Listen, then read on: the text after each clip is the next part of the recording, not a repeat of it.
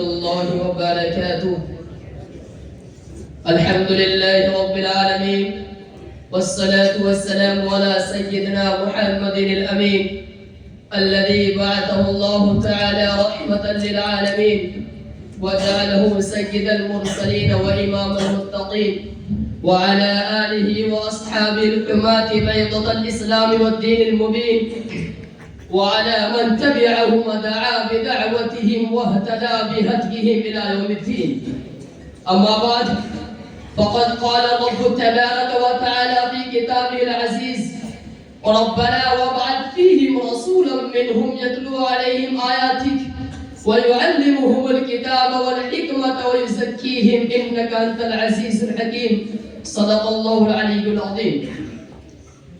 سادة الرئيس الموقر وأصحاب الفضيلة والسماحة، أساتذتي الأجلاء وزملائي الأعزاء، إنها لمناسبة سعيدة جميلة ولحظة كريمة حبيبة، حيث أتيحت لي الفرصة أن ألقي أمامكم خطبة عربية وجيزة حول موضوع المدارس الإسلامية وخدماتها. أيها الأساتذة الأكارم، يكون من الجسارة أن ألقي أمامكم خطبة حول هذا الموضوع، ولكن أشعر بحيرة شديدة حينما أسمع ما يقصر الناس في أهمية المدارس العربية الإسلامية، ويتساءلون عن مكانتها في خدمة المجتمع الإنساني، وإنما ينشأ هذا السؤال في أذهانهم من شدة غفلتهم عن تاريخ المدارس الإسلامية وعدم علمهم بخدماتها الجليلة وفقدان الشعور بخسارة تحدث بعد انهدامها.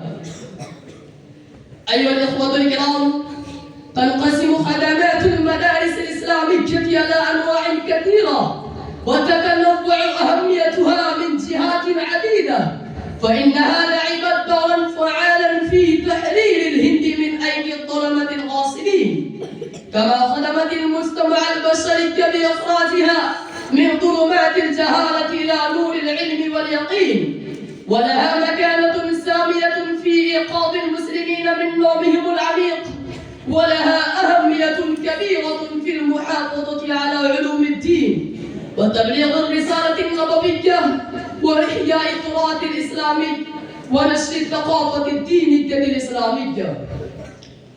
وهذه المدارس أيها السادة قد أسس العلماء البارزون رحمهم الله تعالى بعد أن استولى الاستعمار البريطاني على بلاد الهند، وأخذ الإنجليزيون يحكمونها تعاقب جائر، وقامت الحكومة الإنجليزية بإفساد أحوال سكان الهند وبالأخص للمسلمين ديانة وسياسة واقتصادية، وقد تسرب لأسوأ القنوط إلى نفوس المسلمين وفقدوا الثقة بأنفسهم وخافوا على دينهم وثقافتهم بعد أن خسروا بلادهم وأوطانهم، فقرر هؤلاء العلماء تكوين جبهة قوية يقومون بواسطتها بمقاومة الغزو الفكري الإنجليزي من جانب، والمحافظة على الدين وتعليماته وثقافته من جانب آخر، فأنشأوا هذه المدارس كمركز إسلامي لنشر الدين ومعسكر تربوي للجهاد ضد الإنجليز الغاصبين.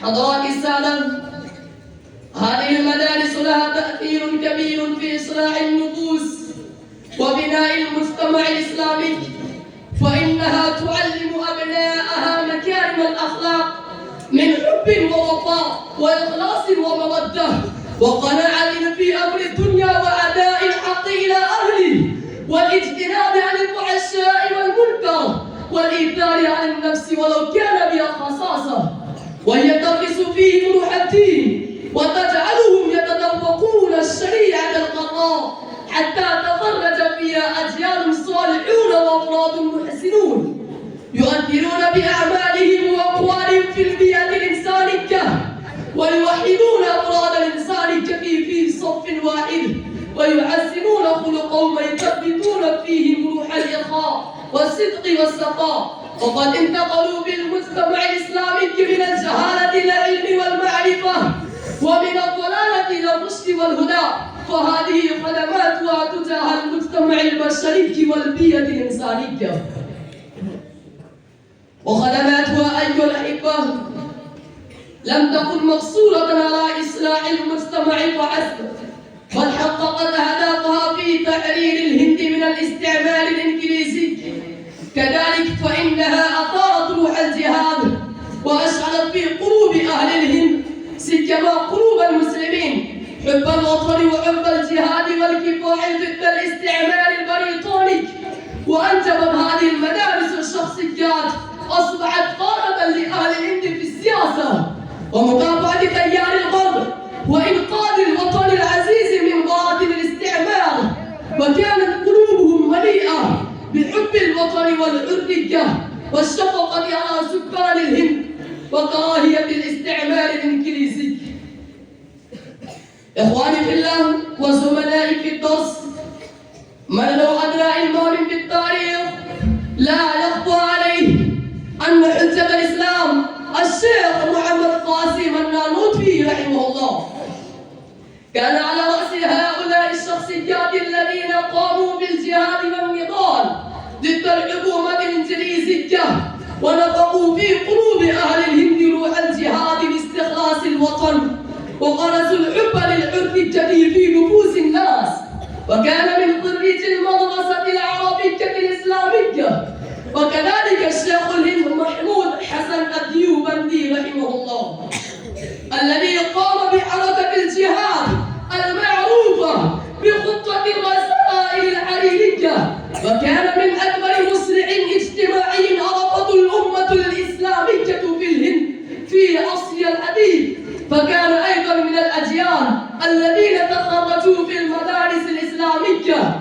وهناك أفراد الشخصيات غير قليلة متخرجون في المدارس الإسلامية الذين مهدوا السبيل لتحرير الهند من الاستعمار الغاصب وقاموا بأداء كلمة حق عند سلطان جائر وحولوا مجرى التاريخ في الهند. لم تقصر ولن تستطيع استقصاء في هذا الوقت اليسير.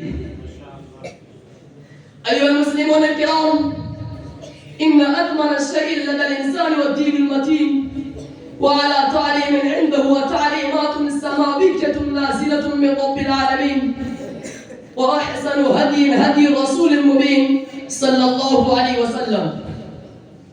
وهذه المدارس هي أكبر مركز لإحياء الدين المتين والاعتقاد على التعليمات الإسلامية وتبليغ الرسالة النبوية. فقد أنجبت أبطالا من العلماء البارعين الماهرة في علوم الشريعة المحمدية الذين دافعوا عن الدين ومحوا البدع والخرافات ودفعوا عن الإسلام تجارة أجنبية حدثت في المجتمع الإسلامي في الهند، وبذلوا نفوسهم وأموالهم ومواهبهم في المحافظة على الإسلام وتعليماته، وركزوا اهتمامهم بتبليغ الرسالة النبوية وإنقاذ البيئة البشرية من الضلالة والغي. وكذلك هذه المدارس أنشأت أجيالا من الفقهاء المتطهرين الذين وضعوا على الناس أحكام الشريعة القراء وفصلوا لهم المجملات وأسسوا لهم أصولا تتفرع منها فروع كثيرة. أيها السادة الحضور، لو ألقينا نظرة عابرة على تاريخ المدارس الإسلامية لوجدناها ذات خدمات جليلة تجاه المجتمع الإنساني، ورأيناها ذات مجهودات قيمة في تحرير الهند، وشاهدناها ذات اهتمام بالغ في الحفاظ على الدين وتعليماته وثقافته. من الواضح أن المدارس الإسلامية قد حققت أهدافها النبيلة في شتى الميادين. وهذه الخطبة القصيرة لا تستقصي نشاطاتها بأسرها ولا تستوعب مجهوداتها بشراشرها، فيجب علينا أيها الحاضرون أن نعرف قدرها معرفة اليقين ونعترف بأهميتها اعترافا صادقا. وختاما نشكر جميع الأخوة المشاركين في هذا الحفل على حسن استماعهم، ونسأل الله تعالى أن يوفقنا لما يحب ويرضاه. والسلام عليكم ورحمة الله وبركاته.